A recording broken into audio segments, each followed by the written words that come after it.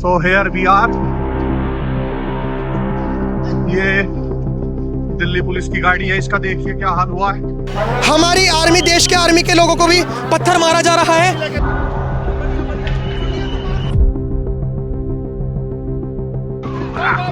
Oh shit, मेरी आंखें। आप देख सकते हो पुलिस की बाइक पे आग लग चुकी है।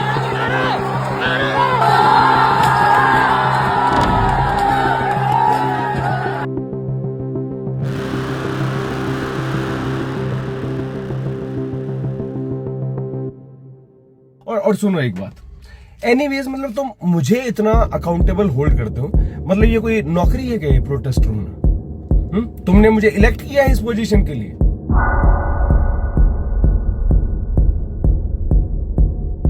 ये वो सच्चाई है जो सौरव दास, मोहम्मद जुबैर और सोशल मीडिया का वो लेफ्ट लिबरल गैंग आपको कभी नहीं दिखाएगा, जो ये बोलता है कि हमारे कॉकरोचेस पत्थरबाज नहीं हो सकते, वो किसी पुलिस वाले पर हमला नहीं कर सकते। और इस इकोसिस्टम में हाल ही में leader of opposition Rahul Gandhi भी शामिल हो गए हैं, जो पुलिस द्वारा बच्चों पर हुई सो कॉल्ड ब्रुटैलिटी को लेकर पीएम मोदी और होम मिनिस्टर अमित शाह का रेजिग्नेशन मांग रहे हैं। Dharmendra Pradhan hasn't beaten up these students. Home Minister has. He should resign. And Home Minister reports to Prime Minister. He should resign. What is going on? पर राहुल जी, यहाँ आप और आपका इकोसिस्टम किस बच्चे की बात कर रहा है? ये दंगाई जो पुलिस वालों पर हमला करके उनके बाल खींच रहे थे, उन पर पत्थरबाजी करके उन्हें जख्मी कर रहे थे, इनकी बात कर रहे हैं आप? दोस्तों देखिए, सच्चाई आप इन वीडियोस में साफ देख सकते हैं, जहां अभिजीत दिपके के सामने ही इन्हीं के लोगों ने एक पुलिस अफसर को घेर कर उस पर हमला करना शुरू किया, पत्थर उठाकर पुलिस वालों पर हमला किया, झुंड बनाकर पुलिस वालों को नीचे गिरा दिया, उसके बाल खींचे, पुलिस की गाड़ियों पर लाते घूंसे बरसाए और पत्थरों से हमला करके हिंसा पर उतारू हो गए। शांति से खड़ी पुलिस पर हमला शुरू कर दिया। ये आपको किस एंगल से पीड़ित छात्र वर्ग लगता है, जो शिक्षा प्रणाली या सरकार की नीतियों से परेशान है? ये कैसा युवा है जो हाथ में कलम के बजाय पत्थर उठाकर पुलिस वालों पर हमला कर रहा है? ये कोई युवा प्रदर्शनकारी नहीं, बल्कि दंगाई के भेष में घुसे वो कॉकरोचेस हैं जिनका मकसद देश के युवाओं को एम्पावर करना नहीं, बल्कि अराजकता पैदा करना है। आप खुद क्रोनोलॉजी समझिए। इतने दिनों से जंतर मंतर पर बैठी कॉकरोच जनता पार्टी ये हल्ला मचा रही थी कि देश के युवाओं के साथ अन्याय हो रहा है, पेपर लीक्स हो रहे हैं, सरकार कुछ कर नहीं रही, फलाना ढिमकाना। लेकिन अगर वाकई इनका मुद्दा बच्चों की चिंता और उनकी शिक्षा था, तो फिर इन्होंने सरकार के पास जाकर सीधे अपने प्रस्ताव क्यों नहीं रखे? पिछले लगभग 1 महीने से सीजेपी फाउंडर सहित इनके तीनों स्पोक्सपर्सन सरकार के सामने बच्चों के मुद्दे रखने के बजाय और सब काम करने में व्यस्त हैं। मतलब इनके फाउंडर अभिजीत दिपके को कचौड़ियां खाने से फुर्सत नहीं, उनके एक प्रवक्ता हैं सौरव दास फेक न्यूज फैलाने में बिजी हैं और धमकियां देने में व्यस्त हैं, दूसरे प्रवक्ता विजेता दहिया को नाच गाने से फुर्सत नहीं मिल पा रही, और तीसरे आशुतोष रांका, वो तो कुछ खास नजर करते नहीं दिखे। खैर, लेकिन कल यानी 20 जुलाई को लगभग 1 महीने बाद 2 कॉकरोचेस यानी सौरव दास और आशुतोष रंका ने यूनियन मिनिस्टर जेपी नड्डा से मुलाकात करके अपनी डिमांड सामने रखी। दोस्तों आपको बता दें कि ये पहली बार था जब प्रोटेस्टर्स की तरफ से सरकार के साथ बातचीत का प्रपोजल आया। जेपी नड्डा ने इस मुलाकात की तस्वीर शेयर करते हुए पोस्ट किया कि लगभग 11:50 से दोनों तरफ के बीच बातचीत शुरू हुई, जो काफी कॉर्डियल एटमॉस्फेयर में हुई। प्रोटेस्टर्स के डेलीगेशन ने पहले डिटेल में वर्बल डिस्कशन किया और फिर शाम करीब 4 बजे अपना रिटन मेमोरेंडम भी सबमिट किया। देखिए, इसके बाद सभी प्रोटेस्टर्स से धरना खत्म करके एडमिनिस्ट्रेशन को नॉर्मलिसी बहाल करने में सहयोग देने की अपील की गई, लेकिन बेसब्रे घूम रहे कॉकरोचेस को रत्ती भर का भी चैन नहीं है। एक तो आपने लगभग 1 महीने बाद अपनी डिमांड सरकार के सामने रखी, शाम 4 बजे तक पूरा प्रोसेस हुआ और सिर्फ 2 घंटे बाद ही सौरव दास ने ट्वीट करके लिख दिया कि अभी तक सरकार की तरफ से हमारी मांगों पर कोई जवाब नहीं आया है, हम अब भी इंतजार कर रहे हैं। तब तक जंतर मंतर पर प्रोटेस्ट जारी रहेगा। देखिए, डेमोक्रेसी में सरकार लोगों की बात सुनने के लिए जवाबदेह होती है, लेकिन प्रोटेस्टर्स ने इससे पहले कभी सरकार से बात करने की कोशिश ही नहीं की। पार्लियामेंट जैसे हाई सिक्योरिटी एरिया तक मार्च के लिए पुलिस से परमिशन भी नहीं ली गई।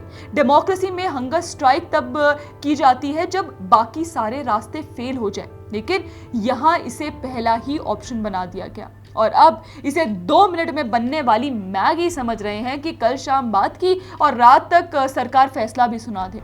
पर मेरा सवाल तो ये भी है कि आप लोग ये कौन सी अकाउंटेबिलिटी की मांग कर रहे हैं, क्योंकि यहाँ बच्चों के मुद्दे छोड़कर हर चीज पर बात हो रही है। एक आपका प्रोटेस्टर कहता है संसद उड़ा देंगे, नेपाल जैसा बना देंगे भारत को। संसद भवन उखाड़ दिया जाएगा, संसद भवन उखाड़ दिया जाएगा, इस्तीफा नहीं मिला तो उखाड़ दिया जाएगा, सब उखाड़ दिया जाएगा, सब कर दिया जाएगा, नेपाल उड़ा दिया जाएगा, नेपाल नेपाल नेपाल नेपाल बनेगा। एक आपका स्पोक्सपर्सन प्रोटेस्ट छोड़ बर्गर खाने चला जाता है और फिर कहता है कि धरना देना कोई उसकी जॉब ही थोड़ी है। इसी के साथ प्रेमानंद महाराज के लिए अब शब्द भी इस्तेमाल किए जाते हैं। मैंने बर्गर क्यों खाया, आज का ये बड़ा मुद्दा है। तो कोई भी इंसान बर्गर क्यों खाता, उसे भूख लगी हो, उसका बर्गर खाने का मन हो, दैट्स इट। और सुनो एक बात, एनीवेज मतलब तुम मुझे इतना अकाउंटेबल होल्ड करते हो, मतलब ये कोई नौकरी है क्या ये प्रोटेस्टर होना? तुमने मुझे इलेक्ट किया है इस पोजीशन के लिए। प्रेमानंद की जहां तक बात है, नहीं है महाराज मेरे लिए, नहीं है। व्हाट्सएप ग्रुप्स में मरने मारने की बातें होती हैं, आर्टिकल 370 हटाने के खिलाफ नारे लगते हैं। 370 के प्रोटेक्शन जो हमें इस कॉन्स्टिट्यूशनल फ्यूचर ने दिए थे। दिल्ली दंगों के आरोपी उमर खालिद की रिहाई की बात होती है। मेरा लिंग मेरी मर्जी और आजादी के नारे लगाए जाते हैं। तो मेरा लिंग मेरी मर्जी, तो मेरा जेंडर मेरी मर्जी। आपके so called genuine exam concerns आके प्रोपेगेंडा कब बन गए? और इनके सपोर्टिंग एक्टर्स के रूप में भी देखिए अरुंधति रॉय, निवेदिता मेनन, योगेंद्र यादव, प्रकाश राज, डिंपल यादव, पूनम पांडे, स्वरा भास्कर और शबाना आजमी वाला लिबरल इकोसिस्टम भी आ जाता है, जो कभी भी देश के हित में नहीं बल्कि देश में अराजकता और कियोस फैलाने के मुद्दों के साथ खड़ा नजर आता है। और इनके ये चलो संसद वाले दिन का चॉइस भी तो देखिए, 20 जुलाई यानी मॉनसून सेशन का पहला ही दिन। ये दिन ही इसलिए चुना गया ताकि केओस क्रिएट किया जा सके। नेपाल और बांग्लादेश वाली प्लेबुक भारत में भी खेलने की कोशिश की गई। कहा गया कि हम तो पीसफुल प्रोटेस्ट करेंगे, लेकिन सच्चाई दोस्तों कुछ और ही निकली। सच्चाई ये थी कि प्रदर्शनकारियों के भेष में दंगाई घुसे थे, जिन्होंने पुलिस पर हमला करने के लिए हिंसा का इस्तेमाल किया। क्या ये वीडियो से इस बात का स्पष्ट उदाहरण नहीं है कि इस पूरे cockroach Janta party protest, NEET paper leak और एजुकेशन के नाम पर चल रहे मुद्दे के पीछे असल मकसद क्या था? ये आखिरकार विपक्ष और लेफ्ट लिबरल इकोसिस्टम का प्रोपेगेंडा ही निकला। तभी तो देखिए इस प्रोटेस्ट में भारी मात्रा में आप, सपा, टीएमसी और अन्य विपक्षी पार्टियों के लोग भी शामिल थे और पहले ही दिन से इसका सपोर्ट करते आ रहे थे। लेकिन सोशल मीडिया पर सामने आई इन वीडियोस ने इन सब का प्रोपेगेंडा ध्वस्त कर दिया। ये वही प्रोटेस्ट का पैटर्न था जो anti CA Shaheen Bagh protest और फार्मर्स प्रोटेस्ट के पैटर्न पर शुरू हुआ था और अल्टीमेटली राइट्स में कन्वर्ट होने की तरफ बढ़ा।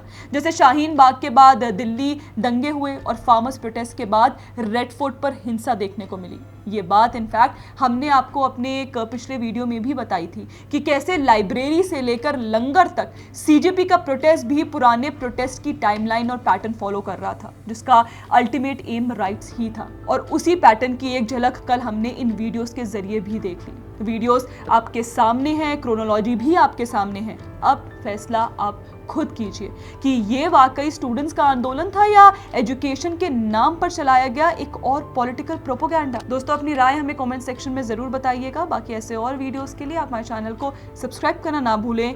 जय हिंद।